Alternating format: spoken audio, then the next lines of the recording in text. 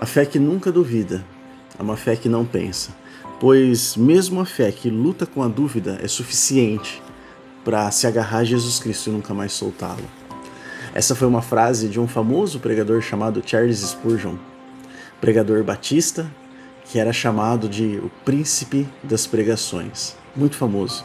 Ele disse essa frase num contexto de uma sociedade, de um grupo de pessoas que dizia que a fé não poderia ter dúvida. Se você tivesse um pouco de dúvida, sua fé era falsa, ela não existia.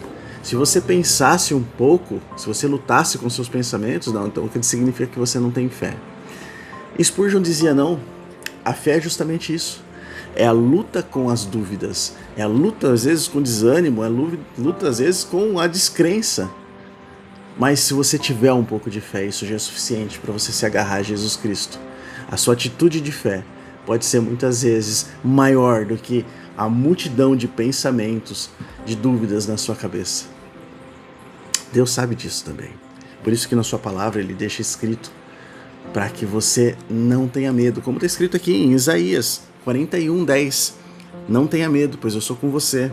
Não desanime, pois eu sou o seu Deus. Eu te fortalecerei, ajudarei, com a minha mão vitoriosa, de mão direita eu sustentarei. Deus sabia que existiria momentos onde nós teríamos medo, desânimo, e que Ele precisaria nos fortalecer. Se nós tivermos fé, você pode ter a dúvida, você pode ter tudo isso daí. A fé é suficiente para te levar próximo de Deus. A fé é suficiente para fazer com que Deus te proteja, te anime, te ajude e te guarde. Muitas vezes nós nos sentimos mal, porque em momentos que precisamos ter fé, nós temos dúvida. E aí vem aquela questão na nossa mente. Nossa, mas eu tenho pouca fé, será? Porque às vezes eu tenho medo. Às vezes eu penso e os meus pensamentos me levam a duvidar. Isso é a nossa batalha de fé. É a gente viver num mundo onde nós pensamos e nós temos medo e nós duvidamos, mas nós insistentemente, mesmo contra as probabilidades, nós cremos. Se você tiver fé, mesmo que você esteja em um turbilhão de dúvidas, pensamentos e batalhas, ela é suficiente para você se agarrar a Cristo. E como diz em Isaías 41:10, para que Deus te sustente com sua mão direita vitoriosa.